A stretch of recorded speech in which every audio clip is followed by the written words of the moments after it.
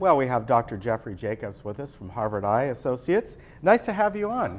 Good morning, thank you. And I don't know, you've been on here before, but it's been a while ago. Yes. So it's nice to have you back. And we're going to talk about eyelids. And as you were saying, we're talking just briefly, that sometimes the symptoms people may have about tearing or not reading or something like that, it's not up to the level that they want. Quite often, it can have to do with their eyelids. So kind of explain that. Yeah, so the most common thing that we hear from people is that they read for 5 or 10 minutes and then they close their eyes and fall asleep. And they don't know why. And they come in and they get their glasses checked. They may have had cataract surgery. They put drops in their eyes, artificial tears, but they still can't read for more than 10 or 15 minutes. And they don't realize that what's happening is that their eyelids are heavy and it's actually pushing down on their eyelids and closing them. And they don't know that you can do anything about it. And if they did, they didn't know where to go. So, you know, at Harvard Eye Associates, we offer many eye-related services, and one of them is evaluating people's eyelids and seeing if, in fact, their lids are causing their difficulty reading. And it also dovetails into people just being tired. They can wake up after a good night's rest and feel exhausted.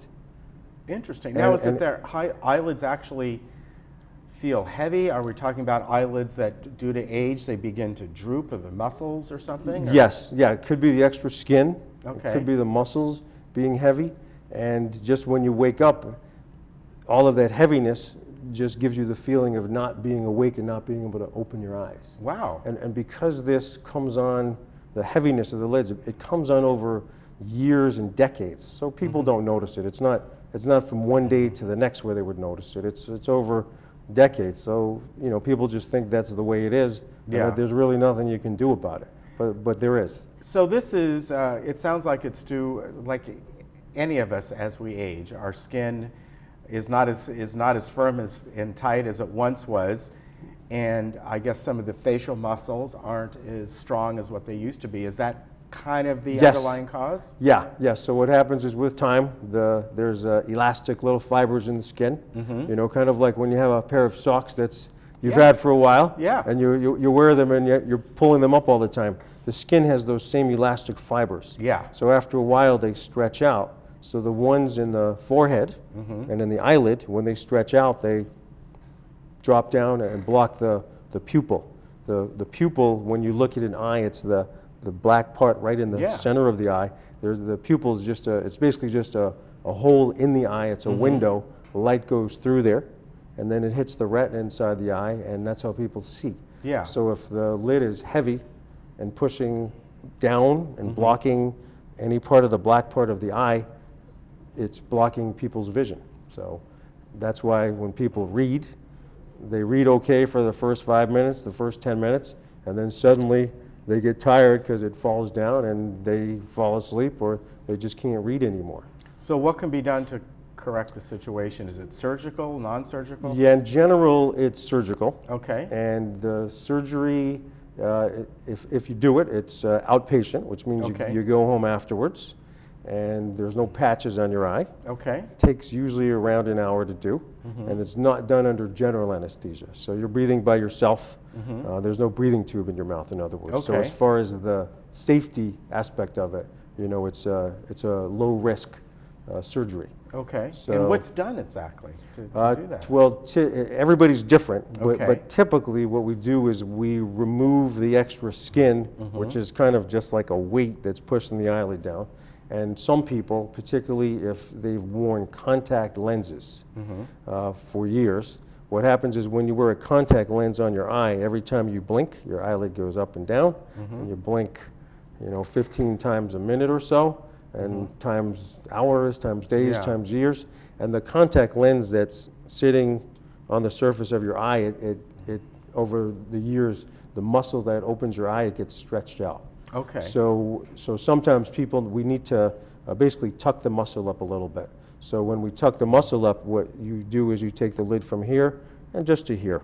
And the goal of surgery is to make someone look like themselves. We don't want anybody looking different or bizarre or like any of the popular celebrities out there, you know, who don't look like themselves or who are jokes. Afterwards, You know, the idea, I usually have people bring in a photo of themselves when they were, you know, 25 or 30 years old, and I try to match it up to that.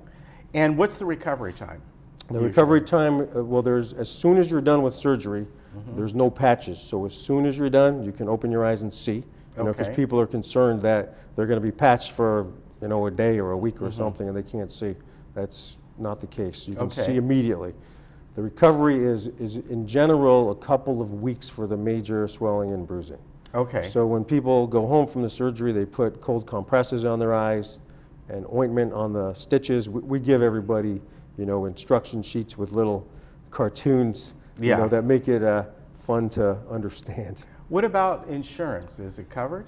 If we can show that it's blocking somebody's vision, then we can do that. So what we do is we take photos and we show that the eyelid is actually blocking the pupil, and then there's an easy measurement test that takes 10 minutes to do, and where the person just presses a button if they see a light, you know, looking into a machine, and that machine shows us how many degrees of vision is blocked in the person's vision, and if it meets the criteria, then we submit it to the insurance. So I would say most of the time, it's covered by people's insurance companies. Okay, because it goes beyond something that's just merely cosmetic. It becomes medical. Correct. And detrimental at that time. Yes, so surgery, it's broken up into functional surgery, meaning that it's impairing somebody's function, their ability to go about their daily lives. And then sometimes it's, you know, it's cosmetic and people just want to look better and it's not interfering. But you know, everybody is different, and when we see somebody in the office, we evaluate them, and if they meet the criteria for insurance, we go through that. Okay, and it sounds like for someone at home right now who may think they have that, if they kind of fit some of the basic symptoms that you said, where they feel like, you know, I should be well rested here, but I'm not. Right. And people that maybe know them, the loved ones, they all can visually see maybe better than they can, say, you know what, we're noticing your eyelids are drooping more than normal, or at least what they did a few years ago. Yeah, and another thing is that people's family and friends, they would say, you know, why do you look tired, or are you upset, or some, you know, something like that. Right. When they're not, they just look it, but they're not. So the heaviness of the lid gives them that appearance. All right. Great information, and it seems like that a good chance it could be covered by insurance, but that's something you can figure out. But if you think you have this kind of problem, give Harvard Eye a call, because I can see how this could be life-changing, really. It is, and it's something that people don't think they can do anything about it, and if, you know, they don't know where to go. So if somebody is interested, well, in 2 weeks, Thursday, August 27th, which is 2 weeks from yesterday, from 5:30 to 6:30 p.m. at Harvard Eye Associates in Laguna Hills. We're having, I'll give a little talk, and then it's mostly going to be open to questions from people. So because people might have questions and concerns about things, and I'll be there to answer it. So it's Thursday, August 27th, 2 weeks from yesterday, from 5:30 to 6:30 p.m. At Harvard Eye Associates. Very good. So I will be there. It's great to have you on. Yeah, thank you. Yeah, hope we have you back again, and if you can make it to that talk, I think it'd be great, and you're going to have a lot of good information there. So we appreciate you coming on. Yeah, good. Say hi to everyone over there for me. Thank you. All right, and we'll be right back.